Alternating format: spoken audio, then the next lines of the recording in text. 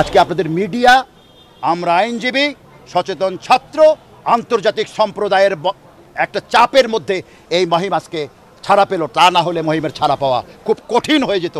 আমরা দেখেছি এই আইন শৃঙ্খলা রক্ষা বাহিনী থেকে শুরু করে যারা যারা আছেন, তারা শিশু বোঝেন না, নারী বোঝেন না, তারা বৃদ্ধ বোঝেন না, তারা যুবা বোঝেন না।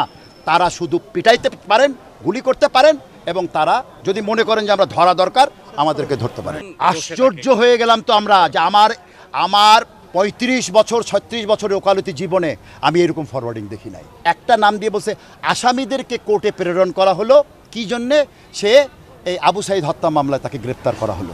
তারপর আর কোনো কথা নাই।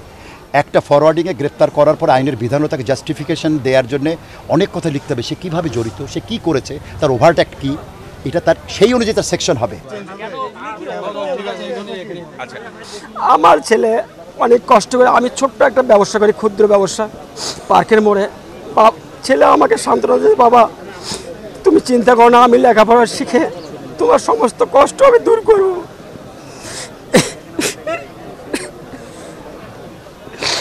সে অনেক ব্রিলিয়ান্ট ছাত্র, আপনি কাগজপত্র দেখলে বুঝতে পারবেন। সে প্রত্যেকটা প্রোগ্রামে সে অ্যাটেন্ড করছে। সে ক্লাস 7 থেকে সে প্রত্যেকটা প্রতিযোগিতায়, স্কুলে প্রতিযোগিতায় জেলা ভিত্তিক সে সার্টিফিকেট পাচ্ছে। 3টা সার্টিফিকেটে তারা আছে। অবশ্যই ন্যায় বিচার চাই আমি, যে মামলার থেকে আমি সম্পূর্ণভাবে অব্যাহতি চাচ্ছি, যে আমার এই ছেলে যে উপরে যাতে কোনো আর অভিযোগ না থাকে।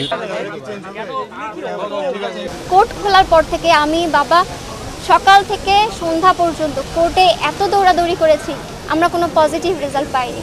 কিন্তু সোশ্যাল মিডিয়ায় সবাই যখন এগিয়ে এলো, যখন আইনজীবীরা সবাই এগিয়ে এলো, তখন আসলে সম্ভব হলো এই তারিখটা এত কাছে নিয়ে আসার। তাকে জামিন দেওয়া হলো, ঠিক আছে, আমরা খুশি, কিন্তু এই জামিন কতদিন থাকবে? এরপরে কি তাকে হ্যারাসমেন্ট করা হবে না? সে তো একজন শিশু। আমরা চাই না যে এরপরে আমার ভাইয়ের উপর কোনো রকম মেন্টালি বা ফিজিক্যালি কোনো রকম টর্চার আসুক।